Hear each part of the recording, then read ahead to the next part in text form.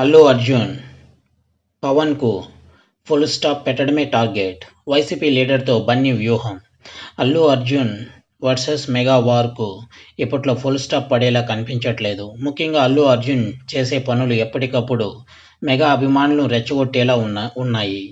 తాజాగా మరోసారి అల్లు అర్జున్ భార్య స్నేహారెడ్డి బర్త్డే వేడుకలు మెగా వర్సెస్ అల్లు వివాదాన్ని తెరపైకి తీసుకొచ్చాయి. మరి స్నేహారెడ్డి బర్త్డేలో అసలు ఏం జరిగింది? అల్లు అర్జున్ వ్యూహం ఏంటో తెలుసుకుందాం పదండి. అల్లు స్నేహ బర్త్డే పార్టీలో వైసీపీ లీడర్. తాజాగా ఐకాన్ స్టార్ అల్లు అర్జున్ తన సతీమణి స్నేహారెడ్డి పుట్టినరోజును గోవాలో సెలబ్రేట్ చేశారు. ఈ ఈవెంట్లో స్నేహారెడ్డి, తన భర్త అల్లు అర్జున్, ఇద్దరు పిల్లలతో సహా మరికొంతమంది స్నేహితులు మాత్రమే పాల్గొన్నారు.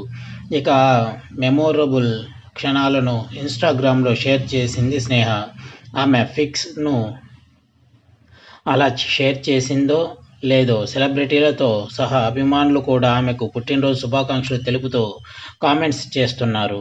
అయితే ఈ నేపథ్యంలోనే బాయ్కాట్ బన్నీ అనే కామెంట్స్ కూడా మొదలయ్యాయి. ఎందుకంటే స్నేహారెడ్డి పుట్టినరోజు వేడుకల్లో వైసీపీ లీడర్ కనిపించడమే దీనికి కారణం.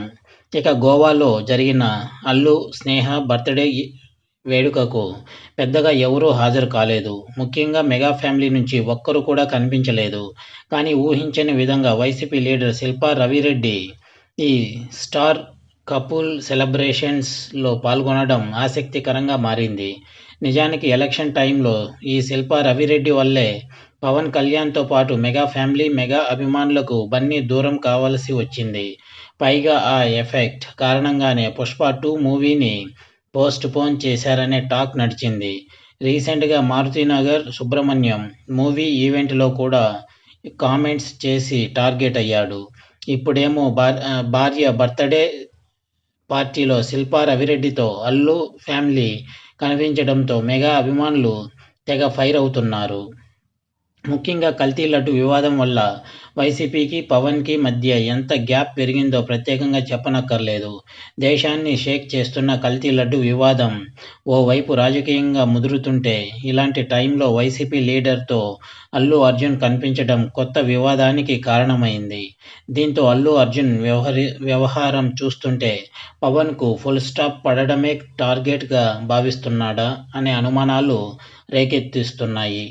ఆయన వేసే ప్రతి మూవ్ రాజకీయ ఎంట్రీ కోసమే చేస్తున్నాడా అనిపిస్తోంది. కల్తీ లడ్డు వల్ల పవన్పై కొన్ని ట్రోల్స్ కూడా వచ్చాయి. సనాతన ధర్మం అంటూ ఆయన చేసిన కామెంట్స్పై పవన్ వ్యతిరేకులు పవన్పై విరుచుకుపడుతున్నారు.